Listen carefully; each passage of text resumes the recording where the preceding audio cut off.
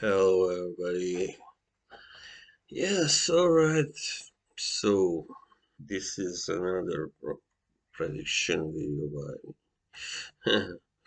Well, the next weekend we are gonna have not so many really big fights, but anyway, I like to talk about a few of them anyway. Because the one after on the 5th, that will be the really, big and interesting weekend talk about. But for now, yeah. Alright, so the main fight of this weekend is the Cruiserweight World title fight, WBC. And the guy who was in talks, maybe still is, to fight Canelo Ilunga Jr. Macau. He is making his second defense against a guy he has already beaten before, but that was a while. That was in 2015, and that's Tabiso Muchunu, who is more of a boxer, I guess, than a puncher. But it doesn't mean that he cannot punch at all. Uh, and Muchunu has had some pretty good wins, but he hasn't been so active. He's like had he has had one, two, four, three fights the last 3 years. So but anyway, or last two and a half years. So anyway, he beat Thomas Osthuizen and on points, and also he ended the career of Denis Lebedev actually also on points, and he beat the previously unbeaten Yevgeny Tishchenko on points. So you can see he really isn't a true puncher, he's a boxer anyway, definitely. While Makabu is definitely a true puncher because he wins, well, except for his biggest wins, I guess. Most others are by knockout. Or he did stop Dmitry Kudryashov in 2019. Yeah, that's right. And Glenn Johnson, he became the first man, or no, the second guy actually to stop Glenn Johnson, but the first guy in a very, very long time. Yeah, like 17 years. And let's see, who else? Yeah, I mean, he has some solid wins, but he also, in his last fight, that was in December 2020, he stopped Olanrevaju Durodola in 7 rounds. Alright, so the previous encounter, which he won, of course, was by an 11th round knockout with Michunu. And, sorry, I understand, I didn't see the whole fight, I believe, but I understand that he was actually behind well, he was behind on two of the scorecards. Makabu when he produced that knockout. Yeah, so that was the latest. I mean, he has never scored another uh, after. Well, he's had one more actually in the 11th round anyway. That those two are his only late, late knockouts. All the others came within 9 rounds. That was against Glenn Johnson, or most of them came in the middle rounds. So anyway, um, yeah. Let's see how old these guys are. It doesn't really say for Macau, but I would kind of think he is somewhere like 36, 37 probably. And Machunu is 33, it says here. So he's definitely the younger guy, but he does have 5 losses and has been stopped 3 times.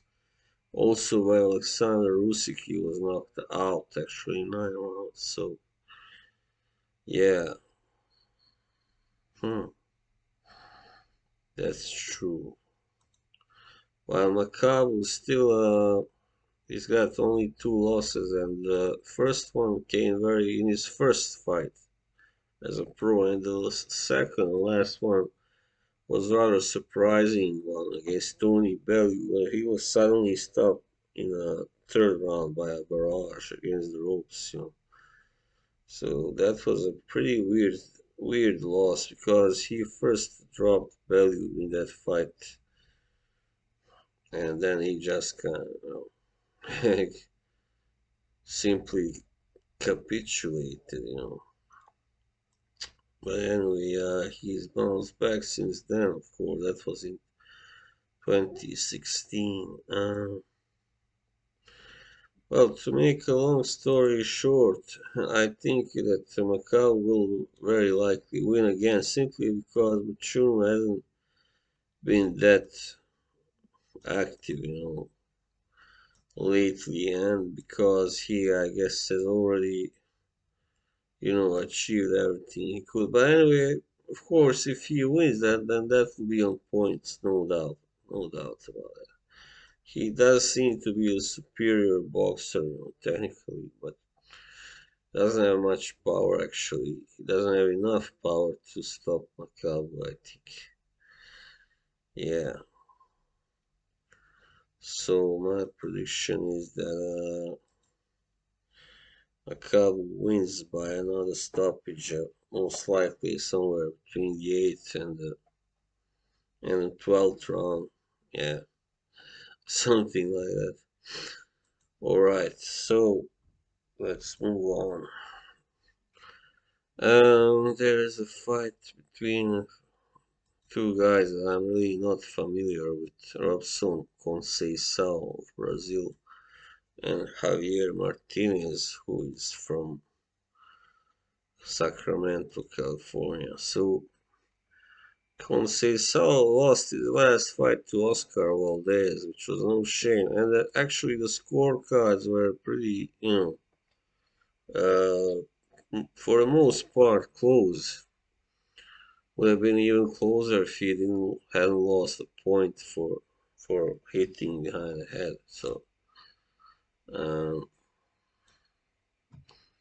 so he is 16-1 with 8 knockouts. So he's not a guy that wins that often by knockout. Anyway, Martinez is 17-0 with 11 knockouts. Well, yeah, he beat Juan Carlos Burgos in his last fight. Martinez on points. Unanimous decision. Also, Claudio Marrero. Well, this is a pretty good record. This guy got.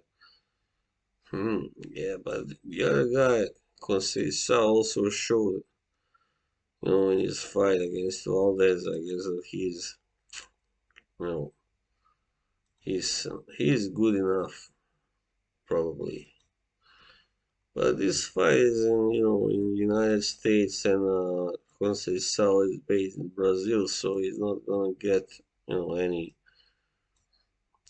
preferential treatment, you know, or any kind of really really good treatment by the judges, I guess. And yeah, most likely outcome, I guess, is that Martinez wins on points. Also because he's undefeated, and Conceição has never been stopped, even though he fought the guy who can't punch. That is Valdez, of course. Alright, and finally we got Fedor or Fyodor, I'm not sure how I pronounce it, Papazov in lightweight division. And yeah, the last fight, just a second, was in the featherweight, super featherweight. This was just a step up. Papazov 23-4 and 14 knockouts from Russia. He's fighting a guy called Akjol Sulaiman Bekul from Kyrgyzstan. Actually, Yeah, but he's based in Russia also.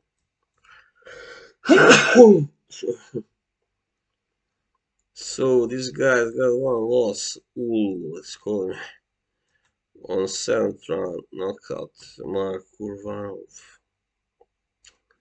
And Papazov has got three losses, as I said. Yeah, four actually. Sorry, but no, none by knockout. So yeah.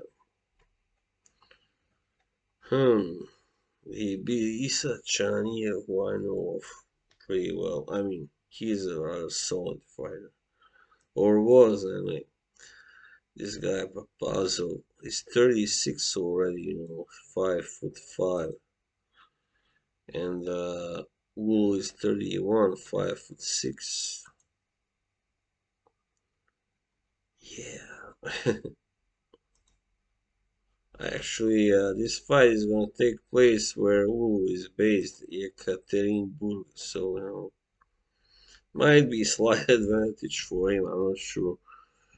Anyway, yeah. Hmm. I don't know. I think simply maybe. Well, they look pretty evenly matched on paper. Yeah. Both guys look like they got some power, but are not really like thunderous punchers, I would say. Yeah. And I guess Papazo has just slightly better resume, how you call it, than this guy will, but he also has more losses and he's older, so that can work against him. The height difference is very small, so that's not gonna play any part. And so hmm, yeah, I think the safest thing would be actually to pick Papazo as the winner here. Yeah, because this guy who has been knocked out by a guy who isn't exactly a world beater, and Urvano is not exactly world class, I would say, but just a rather solid fighter. So yeah, Papazo 1 points. All right, so that would be all, and follow me for more. And the next weekend really gonna be very, very good. All right, take it easy. Bye.